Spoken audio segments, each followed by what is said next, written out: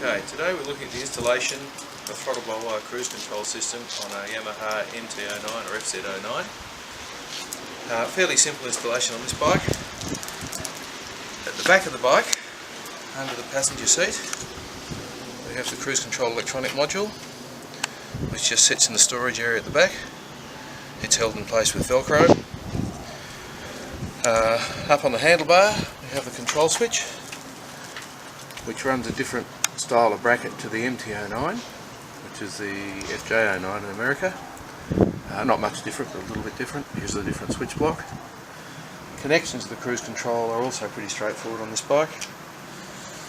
Running forward for the electronic module, the hardest one to get to is down here. I've already taken the charcoal canister out.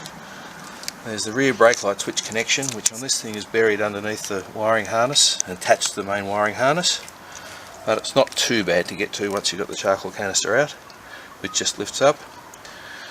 Just a simple plug-in. Our harness has the same connectors as the bike, and you just disconnect the rear brake light switch and plug our harness in. That provides power and brake sensing for the cruise control.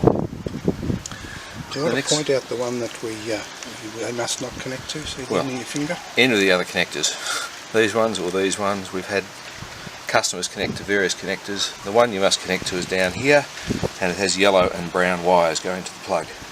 All the other ones have different colour wires.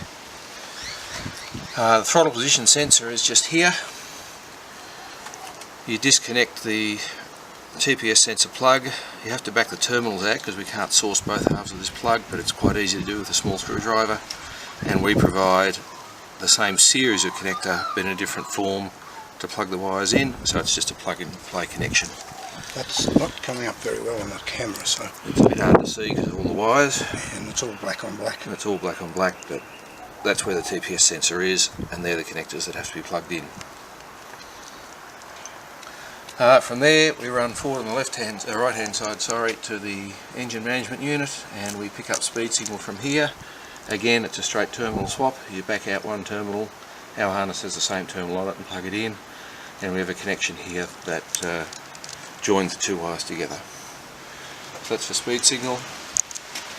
On the left hand side of the motor, down here on top of the cylinder head, we have one of the ignition coils, and it's the same process there, just a terminal swap.